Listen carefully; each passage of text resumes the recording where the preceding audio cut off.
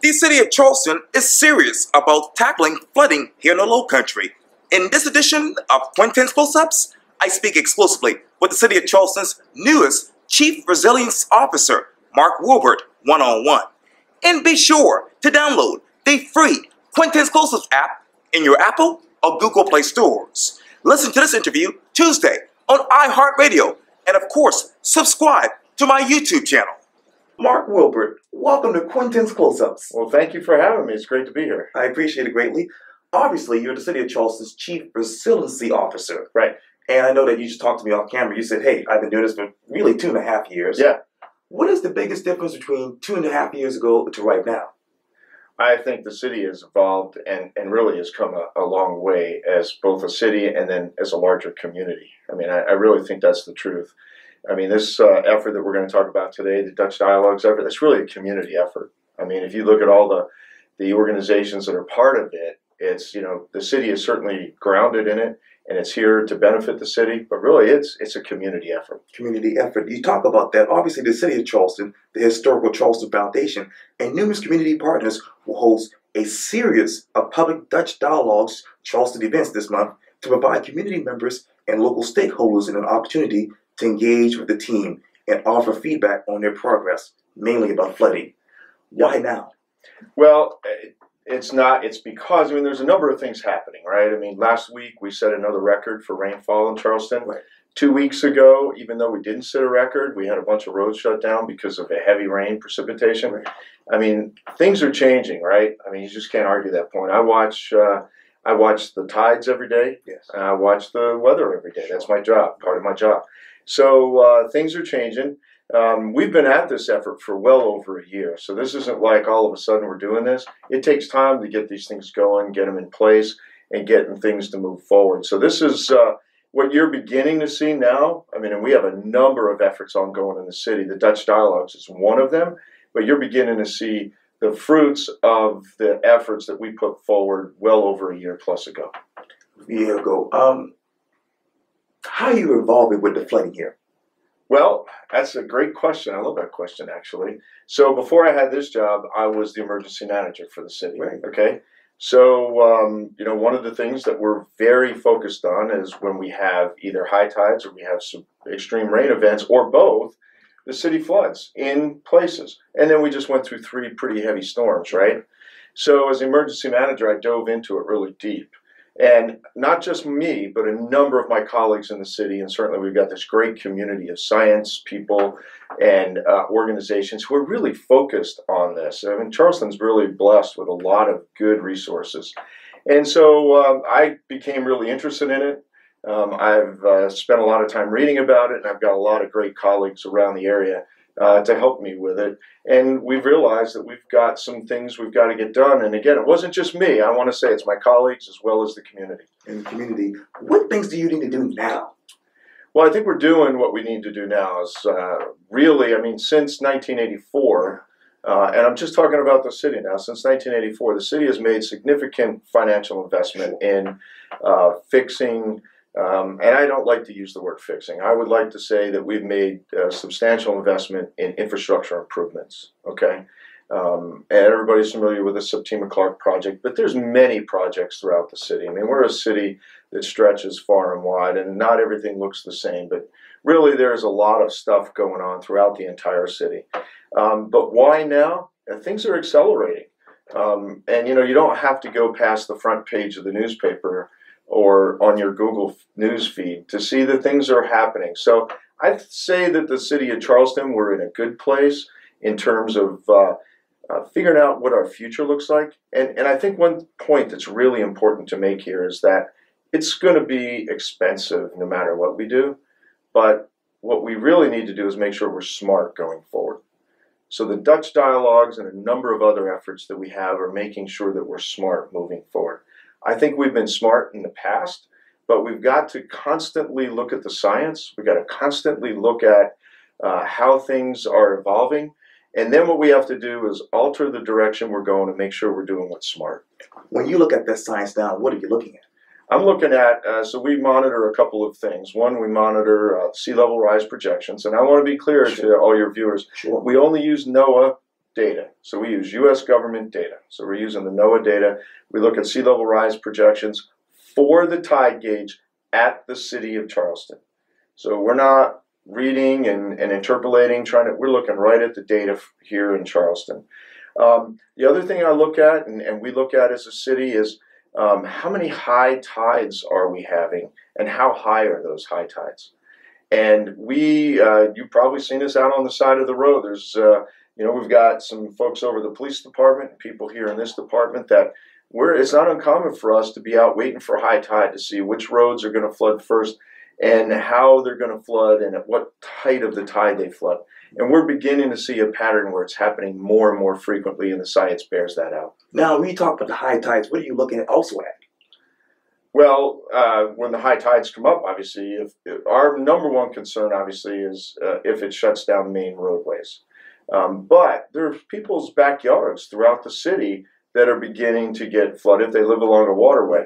Most people understand you live along the waterway, you're going to have a problem, but we're beginning to see it become more and more frequent.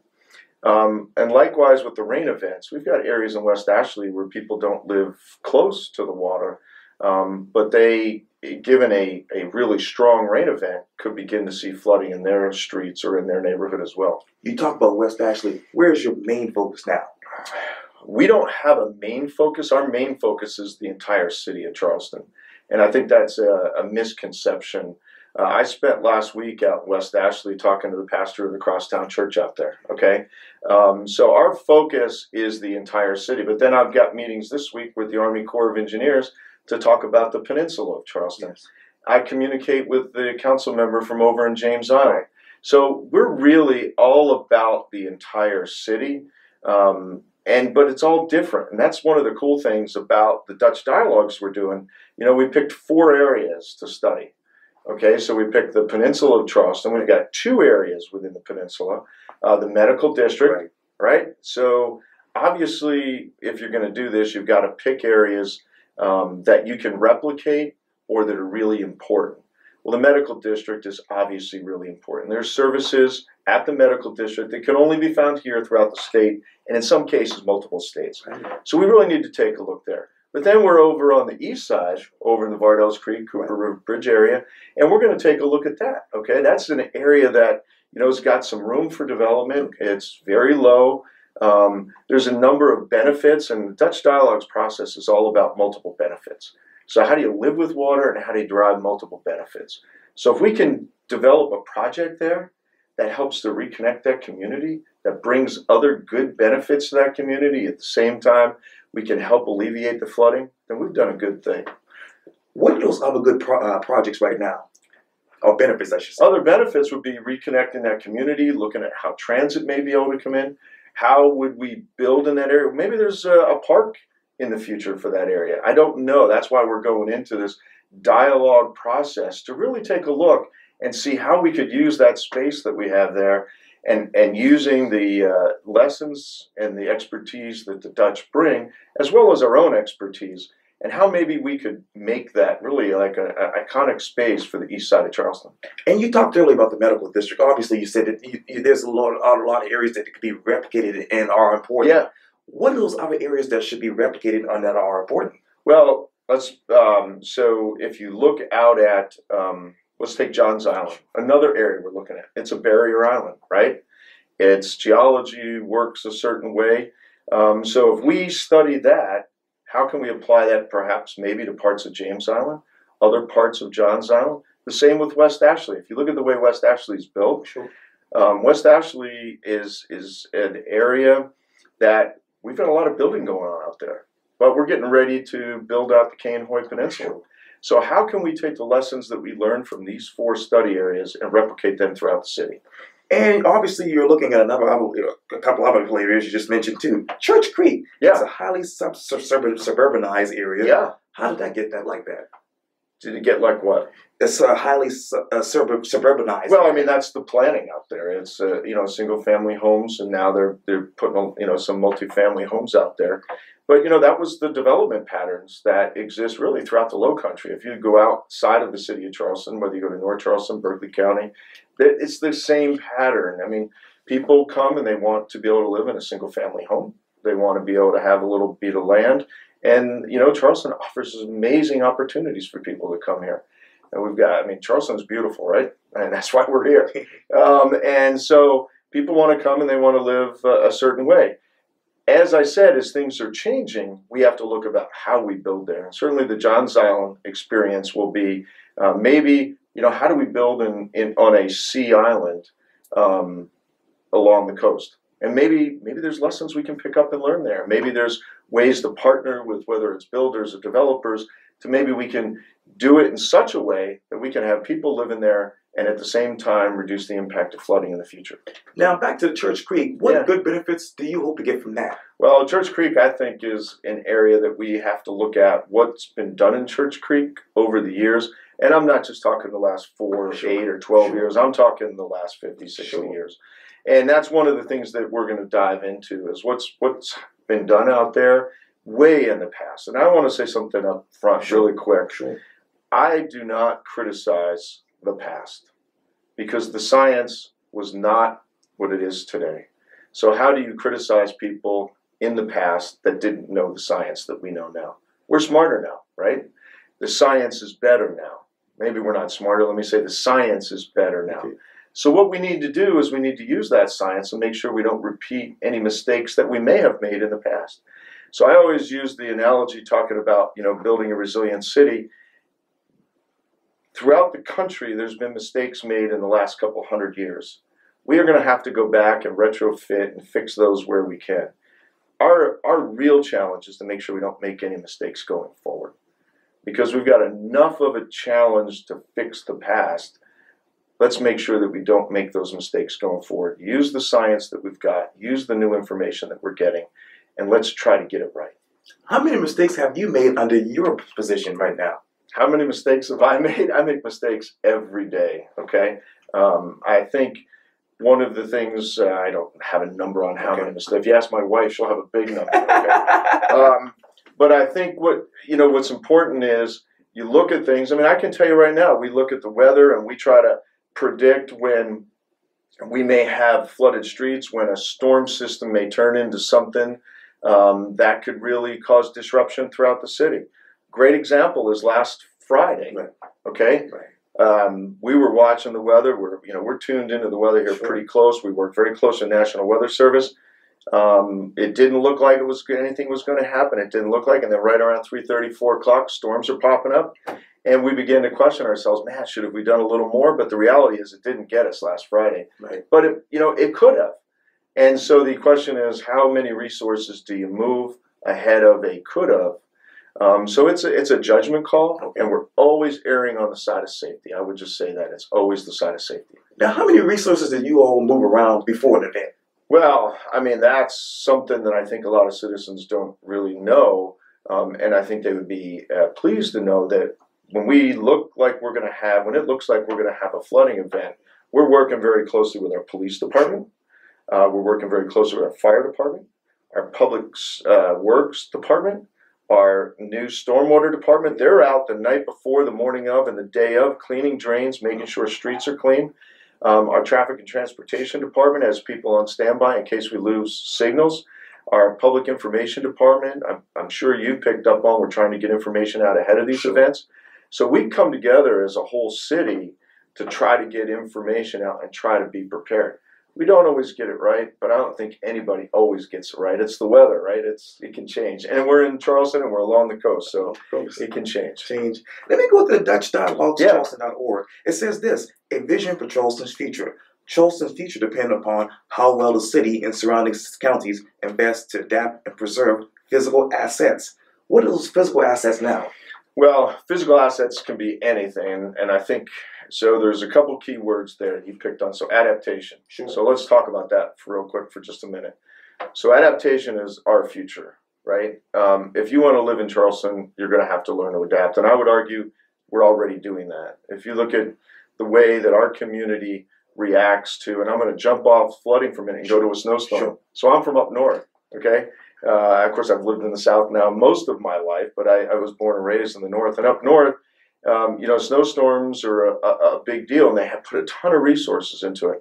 Well, we don't necessarily have those resources down here in the South to the extent that they do up there. But you know, our citizens are really smart and they're adaptable, that when they have a snow or an ice storm coming, they recognize that maybe we shouldn't be on the roads today. Maybe it's going to take a day or two to get it cleaned off. And there's not a lot of screaming and yelling that's coming from our citizenry. What we get is citizens who adapt. And maybe they work from home, or maybe they stay home. Businesses give people time. Right. That's called adaptation. And same way with down here on the peninsula, we're beginning to raise some of these historic homes. You would have never had that conversation 5 years ago. But now we have people in the historic district working with the Board of Architectural Review. It's a partnership beginning to raise those homes. That's how you adapt to the future. And it also goes on to say this, underlying economies of medicine. Can you define that? No, I have to look at the whole sentence. You have to read the whole sentence to me. Let me go back to it. Charleston's future depends upon how well the city and surrounding counties invest to adapt and preserve physical assets. Yeah. Underlying economies of medicine, education, tourism, Sure, there you trade, go. Okay. and enhancing residents' quality of life. Talk to me about the quality of life in Charleston. Really, I mean, I think let's tie it all together now, Sure. now that we've got the whole sentence Sure. there. I mean, it's, you know, when you talk about medicine, you're talking about the medical district, but Okay. it's more than just hospitals. It's all the research that's going on there. Sure. It's a big part of our economy, right? Tourism, a big part of our economy. Education, look at the colleges that we have here in Charleston. So when you begin to put all that together, and then you begin to have this existential threat of flooding from multiple causes, what we have to do is we have to find a way to number one, invest in infrastructure that reduces the impact to the extent that we can, okay? Because you're never going to stop it all. You're just not. But the idea is build infrastructure to mitigate it to the extent that you can, and then we have a citizenry that's going to adapt to the rest of it. And I think that's probably our future. Once we do that, we're going to keep Charleston moving just the way it's been moving the last couple of years. Infrastructure, what does that look like now? Well, infrastructure, I mean, earlier I said $238 million since 1984. Septima Clark Parkway, you look at, the deep tunnel systems that we're doing. Those are big projects. They take many, many decades to finish those projects, and really tens of millions of dollars to finish them. But that's going on in West Ashley as well. Over in the Doo-Wop area and other areas, we've got, heavy projects going on. It's not going to look the same in each area either. And I think a lot of folks are expecting us to use the deep tunneling in other parts of the city. There's not necessary to do that, okay? There's a reason that we do what we do each place that we do it. And I'm not an engineer, so I wouldn't go into too much discussion on that. Fine. But I will just say that there's a good reason why we do it. Infrastructure, but also look at, we're getting ready to rebuild the low battery seawall. Right. Okay? That thing is ready for that thing to be rebuilt. We're getting ready to start on that. We should hopefully have that project out for bid here in the next several months. You talk about that. I was just looking at this article from Bo Peterson at the Post and Courier. It says this: building walls to hold off sea rise for just the next 20 years would cost South Carolina's coastal and estuary communities nearly $20 billion. Charleston alone would face more than $1 billion in costs. And this is a study from the Center for Climate Integrity. Yeah. How many walls do you all want to build? The wall thing is an interesting conversation. And what I'll say to you is we actually, and again, I'm not sure how many viewers know this, we've been fortunate here in Charleston that the Army Corps of Engineers is spending $3 million and 3 years to study Charleston to answer that question. So we are looking at, and again, this is focused on the peninsula, but that's because that's where Congress put it, was on the peninsula. We had asked for other areas of the city as well. But we're going to take a look at that. How do you protect the peninsula of Charleston from storm surge? And one of the answers, and one of the likely answers, at least part of the answer, will be some kind of a barrier or wall system in places. We don't know the answer to that yet. Come back in December, I'll give you the answer. Do you have an estimation of how much this will cost now? No, I mean, I think, this is going to be, you can use these studies, you can use any studies. It's not going to be in the millions. It's going to be more than millions. But the point is, that's over time. And I think folks, I hope people understand that we're talking about 20, 40 years from now. our own sea level rise projections that we use in the city, we look out 50 years. Okay? Once you get past the 30 to 50 year mark, the projections really begin to diverge. So we're pretty comfortable staying in that 30 to 50 year range. So we're really looking to make decisions where we can be smart about making decisions and spending money up to about 50 years. Now, other people, not here in Charleston, but throughout the world, would say, no, you got to build further out. I think we're pretty comfortable right where we are. There are parts of the city today that are better than they were last year at this time. What cities are we talking? I mean, what areas? Well, I'll give you a great example. In the around the peninsula, we've had a project that our stormwater department's been doing, where we've been putting tide gates on the not tide gates, but check valves on the pipes, the drainage pipes. Sure. Well, that's stopping the tide from coming in on these extreme high tides. We've seen a big difference in the flooding downtown from putting those check valves in. Likewise, our stormwater department is going through and cleaning out really old pipes throughout the city, relining them, looking for ways to use the new brick archways. There's a lot of innovation of using the existing infrastructure to try to buy us time. Again, this is something that we have to look out over time. We can't fix it all this year. You just can't. Nobody can. I mean, you look at cities like New York and Boston, areas where they've got lots and lots of money. Areas like New York have lots of federal money. Sandy's been how many years now? And they're just getting around to figuring out what they're going to do. So I think Charleston, we find ourselves in a spot where we're about 3 to 5 years behind where those cities might be, but I'd say we're catching up really fast. You talked a little bit of really the diversion. What's next after that? After what? After something diverts, the money and your 30 to 50 year plan. What's after that? Well, I don't know. I mean, science goes like this after that. You know, we'll have to wait and see. But we've made a commitment, and I'm pretty proud of this. I'm proud of the city for this. We made a commitment in 2015 when we did our flooding and sea level rise strategy that when the science changed, we would take a look at it. Well, here we are, not 3 years later, and we've updated the plan. We've renamed it Flooding and Sea Level Rise, because the flooding over the past 3 years has been as much from storm surge and rain as it has been from sea level rise. Now, sea level rise makes all of that worse, arguably. So we changed that, but we've also updated our planning factor. Our planning factor was 1.5 to 2.5 feet. We've updated it 2 to 3 feet because that's what the science is telling us. Now, you all are running on resiliency. Are you worried you're going to leave something out? I think that's always the worry, right? I mean, does anybody ever get it perfect? So what we're doing is we spend a lot of time looking at other cities and trying to learn from other cities that are ahead of us and what they're doing. But by the same token, we've made a commitment, and this is really community-wide, that our main focus is going to be flooding.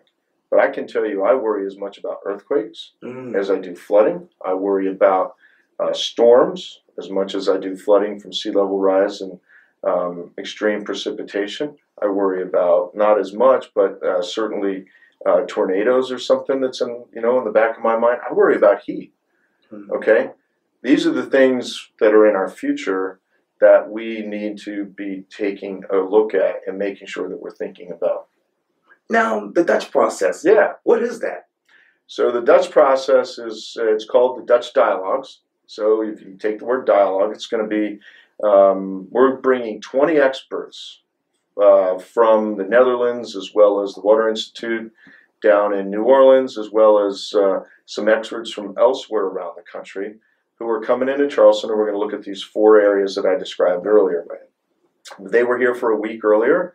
We've been feeding them information. They've been working with local engineers here. I think it's important, again, I think one of the important things is this is not them coming in telling us what to do. This is them coming in, bringing their expertise, working side by side with city staff, private engineering firms, private landscape architects, private developers, getting everybody at the table to look at these 4 areas and say, maybe there's a different way of thinking here. Is there a different way that we could build here? Is there a different way that we can learn to live with water here? Because that's the Dutch mantra, is learning to live with water. The water's not going away. I said it last Friday watching that storm come in. I said, I can't stop it from raining. I said, so we have to learn how to adapt and live with these new storms that we're going to have, because they're here. They're here for probably the rest of my life. How are you adapting with water? Well, I mean, we've been talking about it since we've been here. Right. It's as you have these events come in, and sometimes I think it's interesting that people maybe don't know the efforts that we're going through. But I talked about the check valves, okay? So if you were to go to the east side, I know you're from the east side, you just shared that with me. If you were to go to the east side, look at Morrison Boulevard. That road flooded at 6, maybe 6.5 feet every time the tide reached 6.5 feet. We've since put that check valve in, raised a small little berm, very, very inexpensive, relatively inexpensive project. We now get an 8-foot tide before it starts to flood. How much is that project costing? I'm not sure, but it wasn't very expensive on a big scale. Okay? And those are the kind of interventions that we're doing around the city. Now, that doesn't mean we can reach every spot. We still have spots in the city that we're looking for solutions. But I can tell you our team is working hard at how do we get those solutions. We call those no-regret solutions. So they're not going to last for 50 years, but they may buy us 10 or 15 years while we get these other major projects figured out and funded so we can begin to do those. But adapting, here's a good example. So we had this grant that we won from the Bloomberg Foundation, right? Okay, it was called FloodCon, and our main focus on that thing was to put in the hands of citizens what the tide was doing, what the weather was doing the night before their next day going to work, so they could make decisions about, do they go to work late? Do they come in early? Do they work from home? Do they have to get help to move their kids to daycare or school? Because, we engaged with the community. We met with over 90 community members in really intensive discussions, and they were great. They shared with us what their challenges are, how do they deal with flooding. And what we learned was flooding is a disruptor as it disrupts traffic, as it disrupts mobility. So these are all tied together. So mobility is tied together with flooding because it impacts how people get to work, which goes back to your earlier question on the economy, right? How do you keep this nerve moving of the city to keep the economy moving so we can keep Charleston chugging along the way it's been? You talked about Charleston, you talked earlier about the earthquakes and the flooding. Where is your plan for an earthquake? Well, earthquake's a interesting plan. Charleston's done some work. We comply with national standards on earthquakes. Sure. You can't predict an earthquake. So we know that there'll be another earthquake, but it could be in the next 5,000 years. We know that. Our plan for an earthquake is the same as probably anybody else's plan for an earthquake, which is, once it happens, we have to see where the damage is. We have to see what facilities have been damaged to the point of having to bring in specialized teams. Nationally, there's a group, there's a plan for responding to earthquakes. Our state is quite focused on it as well. Our county's focused on it. We've got a team within the city. Our fire department's got a pretty good team within the city that's specially trained and certified to be able to work in an urban environment like that. So you ask what the plan is. The plan is to respond as we always would. On the preparedness side, what we want is people to know what to do should an earthquake happen. And really, what you do when an earthquake happens, you drop and cover. Get under a table because things are going to fall down. Don't go running out of buildings. If you go back to the 1886 earthquake, what was it that caused the most amount of death and destruction? Was the brick faces falling off of the buildings onto people on the street. So it's we just, there's right and wrong things to do, right and wrong ways. It's the same as anything. What do you do in a fire? We teach kids in a fire drill, line up and get out in an orderly fashion. So response to an earthquake is going to be just that. We're going to bring all the resources in that we can, but you really have to see what it looks like. And of course, the other threat with an earthquake is any kind of liquefaction, where the soils here are so soft that we're probably going to see liquefaction in areas. Mark Wilbert, thank you so much for your time and welcome to Quintin's Close-Ups again. Yeah, thank you. You're welcome. All right. I hope to have you back. Yeah. All right. I could talk for an hour. I see that.